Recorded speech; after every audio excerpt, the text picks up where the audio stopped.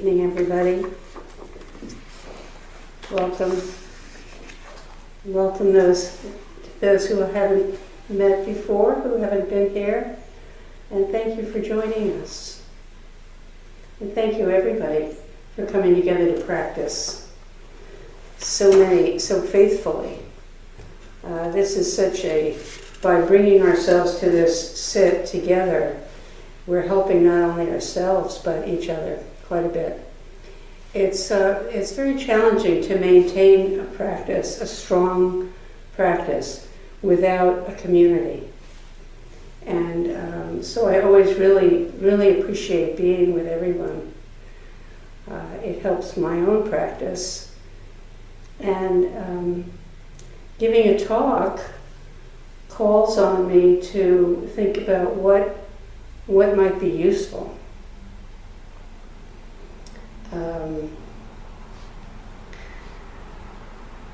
And how is this practice useful? Everybody is in a different stage of need. Different things bring us here.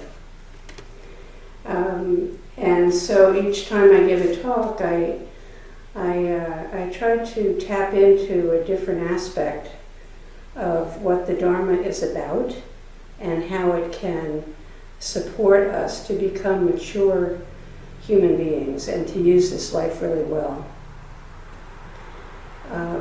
I just want to share that a dear friend of mine died yesterday, and I spent half of today with his wife. So he was 95 years old, or 96. She's 86. Both of them have been practitioners for many, many, many years. And she told me the story of his dying. I mean, he's been in hospice for a while. But this morning, or yesterday morning, he died at about 8 o'clock in the morning, which is when we began our golden hour practice here, actually. And she said that they had just been telling each other how much they loved each other. She told him how much she loved him and how glad she was to have been with him for 60 some odd years. And he said, "I really love you too." And then he died. And what a blessed leaving. So that reminds me that this practice is really a help when we learn how to engage it. A real help in being wholly present in our life with all of the people who surround us, meeting all of the circumstances that arise, the ones that are lovely and the ones that are really difficult. And we practice by facing each squarely, turning toward them. So this practice of Zazen is kind of the pure practice. What do we do when we sit Zazen? And Zazen is what we call our meditation. We sit and we squarely experience what we're experiencing. How unfancy that is. And it might seem like, what's the benefit of such a thing? But the thing that becomes more and more apparent as the years go by, and this is part of a way of life. This isn't just something it's not a class we sign up for and then we get a mark in and then that's it. It's a way of coming back every day, beginning each day, ending each day, whenever we choose to do our practice each day, our sitting practice, by remembering, it's just this. This is the life. This is my life right here. It's really unfancy. It's not fancy. It's very humble. And approaching each day and each moment with that attitude is very helpful. Because when, like when I forget and I start to be really involved in accomplishing or presenting myself in a certain way or whatever, that's the restlessness, the anxiety, the stress starts up. But being able to sit, to be, to stand, to engage any activity from this as it is, there's no separating from the moment. And so there's no source of stress. There's just using all of the energy for whatever is at hand. We have so many choices. One of the things that I wanted to do tonight was to begin to talk about precepts. And hopefully I'll remember to get to that before I finish. I can't count on my memory these days. But the thing that we do initially, where we all start out, is this feeling of being a self, this self-centeredness. We are centered in a self, in a sensation of self, which is both a body, it's a mind, it's a life, it's a biography, it's a set of relationships, it's a bunch of things that we value and things that we don't value, things that we love, the things that we hate, right? The things that we fear, all of the ways that we dress ourselves up and judge. And that's the identity of self. So one of the things about the Buddhist teaching is we talk about dropping the self. Now that could be a very confusing teaching. Because first of all, how can you? You can't. We have a self. There's not a problem with a self. So what self do we drop? What self, what happens to the self? Because we're always told this practice is not about improving ourselves. It's not a self-improvement project. Which is what so much of modern psychology and life is all about, is getting better. Being healthier, being more beautiful, being more successful, being more whatever. It's all about the characteristics of a self without, and the thing in this teaching is, what is the actual nature of the self? And of course the teaching has to do with the self is always changing. We're impermanent. We are fully dependent on causes and conditions, moment by moment, to support our life. You know, we get a sense of ourselves in relation to our social group, or our class position, or our gender identity, or whatever it is, our economic position. And all of those things are impermanent, and they're very conditioned. So if we identify the self solely in those ways, we're going to be pulled around and pushed around by these changing conditions, and wonder what can I do? What's the ground? What's the ground? What ground am I on? It's a very insecure situation. And on the one hand, that's really true. This is a very insecure situation that we all live in. That's always been true. That's true for all living things, because the conditions are always changing. So we can't count on a base that stays put. A material base, a psychic base that stays put. So what do? What is being really wise? What does a wise, mature human being know that someone who's foolish and immature doesn't know? What is it that this practice helps us really ground ourselves in? And that has to do with really seeing how the choices that we have are really based in how we choose to respond to conditions. It comes down to choices, which is how this relates to precepts. How we behave. And what's always pointed out is we have three bases for behavior.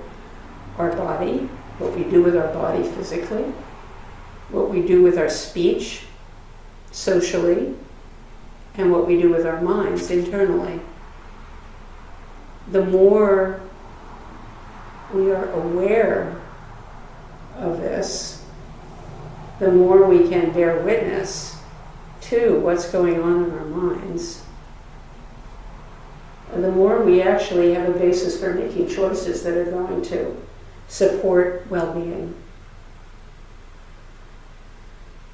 and health to the extent that we can.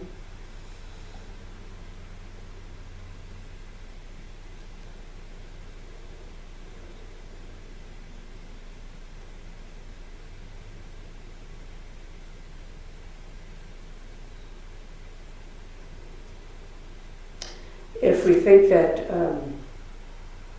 this practice is we're going to be enlightened.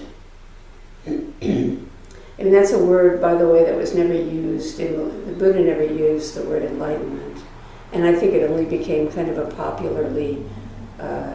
word that was popularly associated with Buddhist practice in the 1930s in this country, enlightenment. But rather, what we come to get so more and more clear about is everything that we do, say, and think has consequences. So the more aware we are of what we're thinking, doing, and saying, the more we have some control over what we bring into the world. Our habits that are formed over eons, we inherit a lot of habits from our culture, our family, etc. But the more we're aware of habit mind, the more we can be somewhat liberated from automatic behavior when it doesn't serve our well-being or the well-being of others or the earth.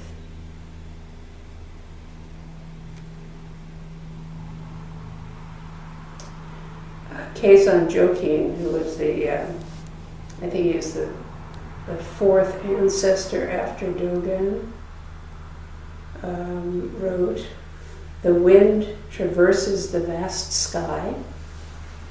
Clouds emerge from the mountains. Feelings of enlightenment and things of the world are no concern at all."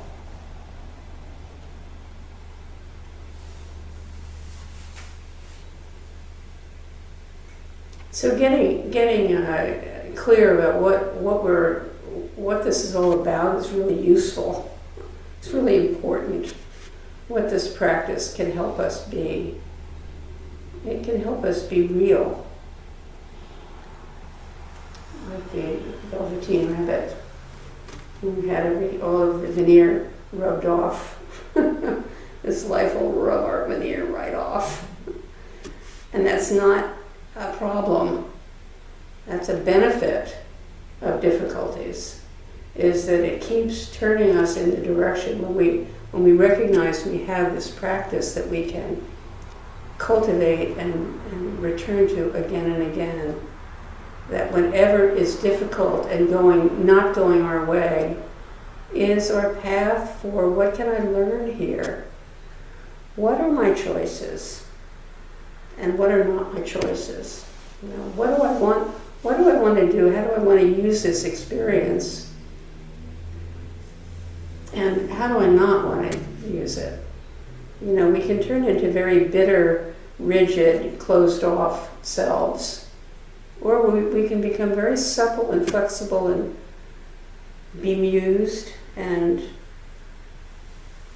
you know, with a quivering heart when difficulties come along. I have to say that having spent this morning with my friend whose husband just died, and often when I read the news too, I really feel an inner quiver that is close to tears. It's very tender. It feels really true, integritous. And it's not a problem it's only a problem if I think that I shouldn't be feeling this way. Or if only I could do something great, some grand gesture, I wouldn't feel this way. So trying to chase that profound sense of vulnerability away. When the fact is that the truth is, we all are extremely vulnerable. So every once in a while, or a lot, that's part of the stress. The stress of this modern life is realizing how vulnerable we are, even when the whole civilization is geared toward trying to help us feel safe in various, very distorting ways.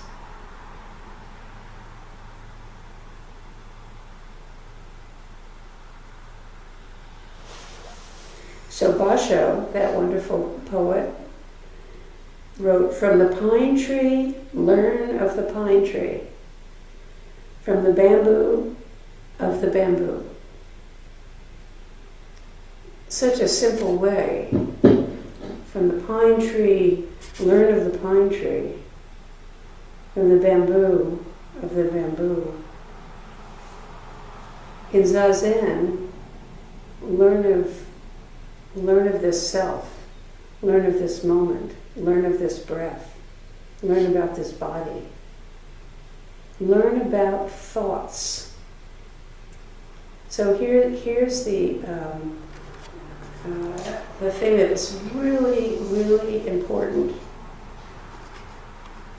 We can try, when we're practicing, to stop thought.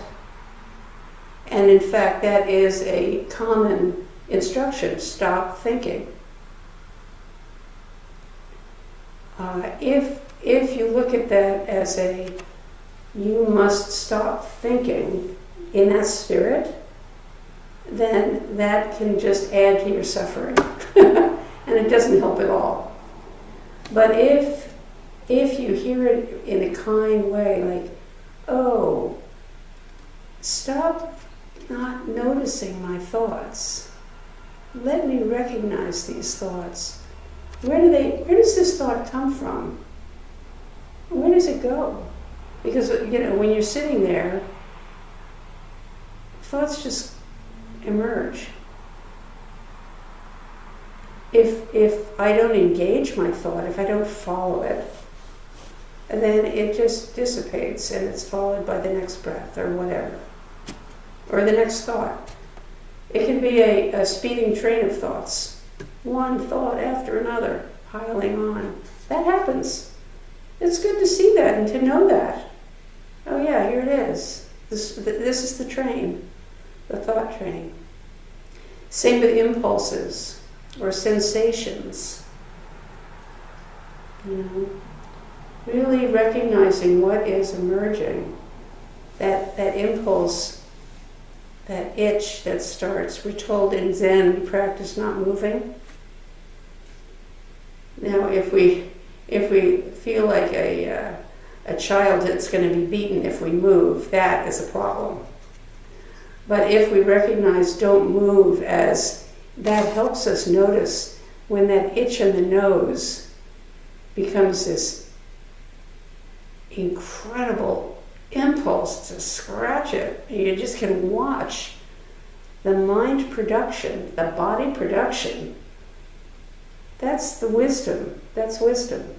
To be able to see it for what it is. To really know the nature of this particular experience. Made up of a sensation and a thought and an impulse and a muscular impulse. So that's how we come to be wise, is when we really recognize our own internal, the way our own internal economy operates. And then one of the things that comes out of that is we begin to recognize that's true of others too. So it can really help us to become much more patient when somebody's really having a hard time in our presence. And recognize, oh yeah, they're really caught. I know that feeling. So everything in the teachings, the Buddhist teachings are just so complete. It all circles around over and over. You look at any particular aspect of the teaching and it implicates all of the rest of it all the time.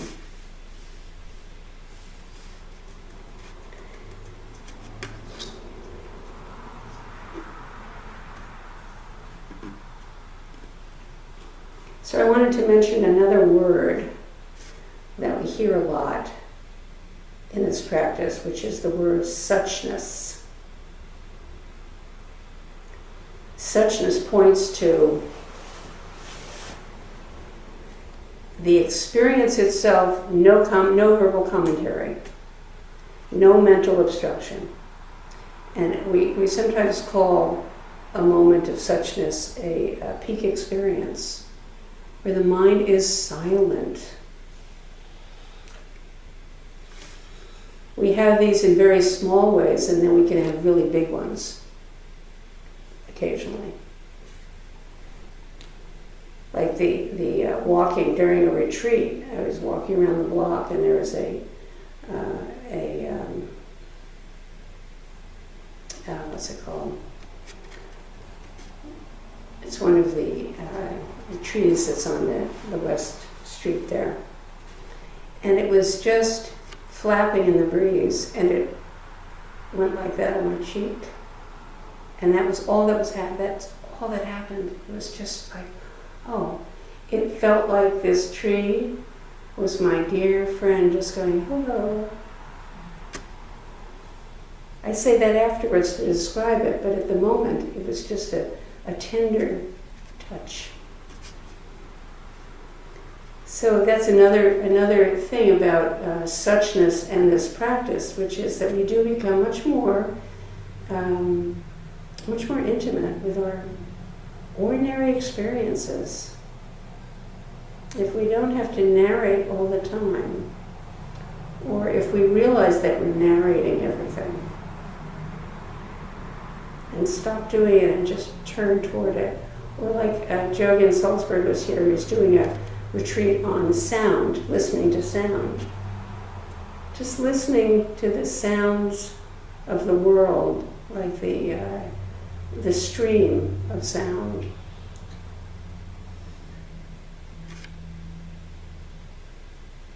Just listen.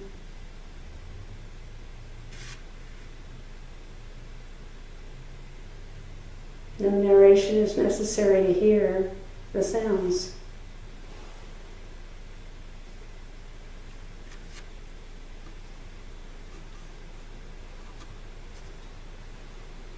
So one of the,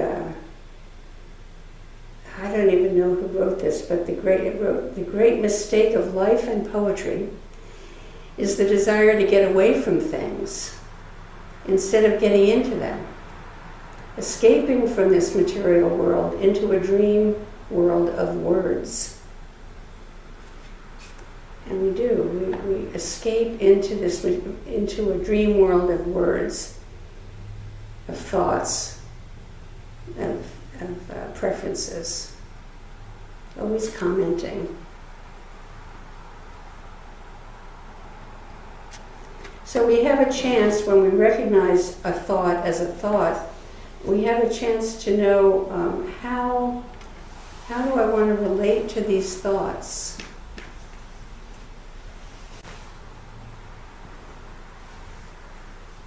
That's a concept, right? How do I want to relate to my thoughts? You mean I can relate to my thoughts in different ways? Yes. Yeah.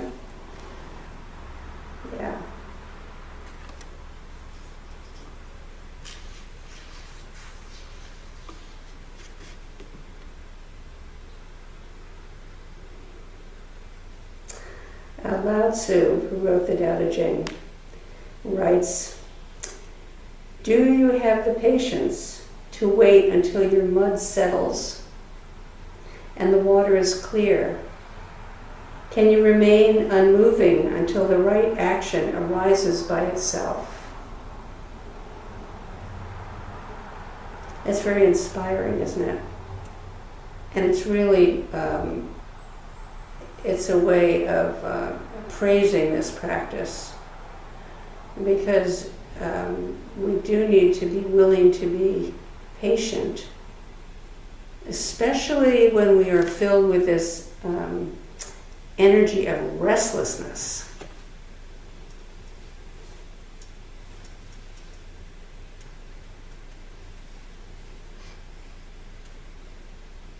It's really useful to know when we are restless. To bear witness to restlessness means that we can decide, what do I need, what's needed. You know, sometimes it means it's time to go for a big old walk. Sometimes it means to just relax and breathe. One of the things that you may have noticed for those of you who've done retreats is very often before the whole system really settles even more, there is a period of restlessness, profound restlessness. So if you can recognize, oh, this is restlessness, and stay with it, experience it. We don't have to do anything about it. We can experience restlessness. And it's amazing then what insights we can gain about whatever the situation is or what's needed. I'm thinking, because my friend just died, of that thing that happens before people exhale for the last time. There's a period of profound restlessness before they leap, before the last breath is exhaled.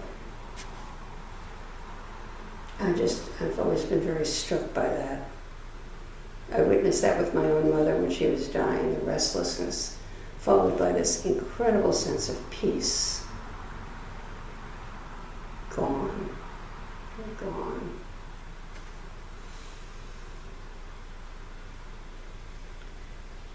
So, what else do I want to say?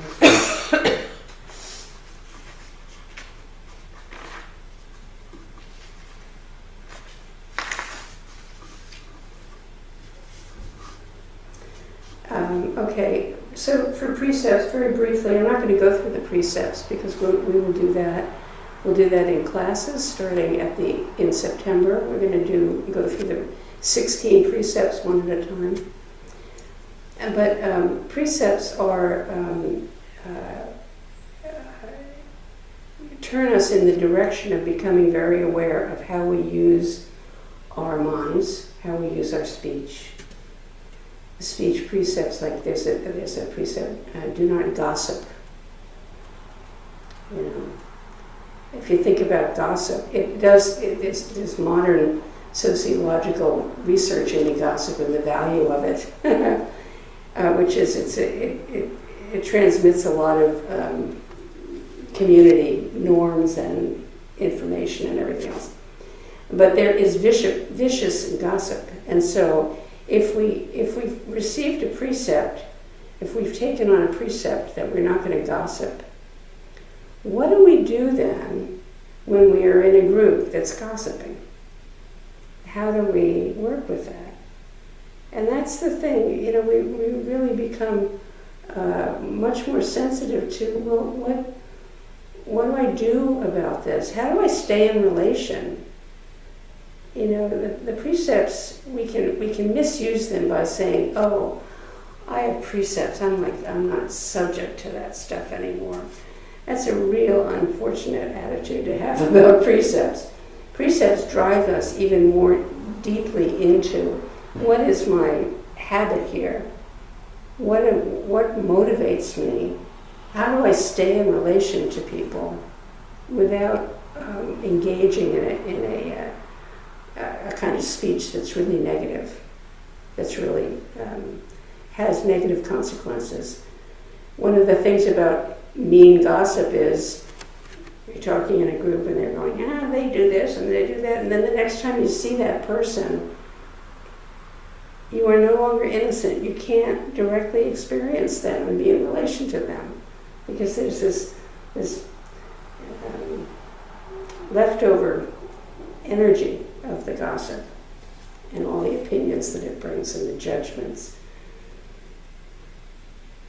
Separating energy.